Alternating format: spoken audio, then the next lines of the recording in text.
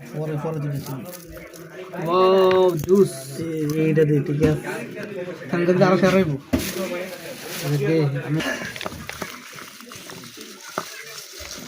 ঝালমুড়ি খাও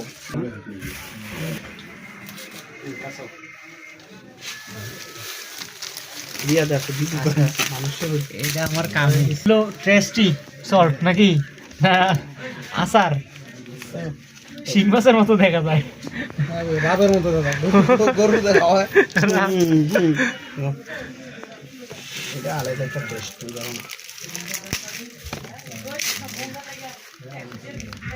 ওই সব কেনে বারো দেখছো নি চিত্রটা একটু দেখাস না হিসেবে গুলডে কেনে বারো দেওয়াস নি হ্যাঁ ঠিক আছে এই স্যার অন্য মানে তেঁতুল চাটনি তোর তিন আনছ সাইডটা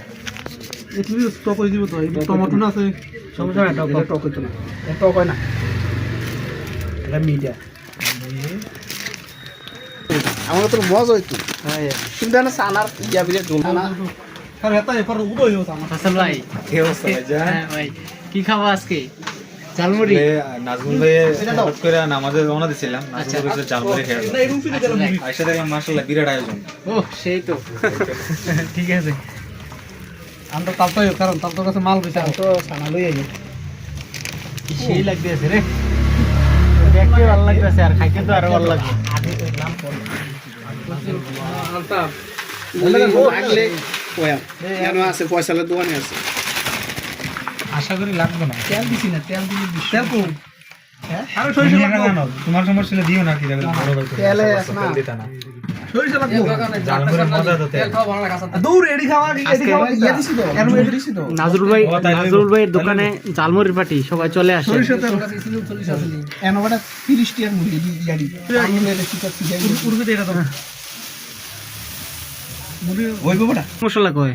মিশাইলি ও আচ্ছা এদিকে তো তেল কেউ কিছু নাই এই বিয়ান হুগলুম নইছে নি তেল দিলে এটা শুকনো কারণে হুঙ্গে বেলা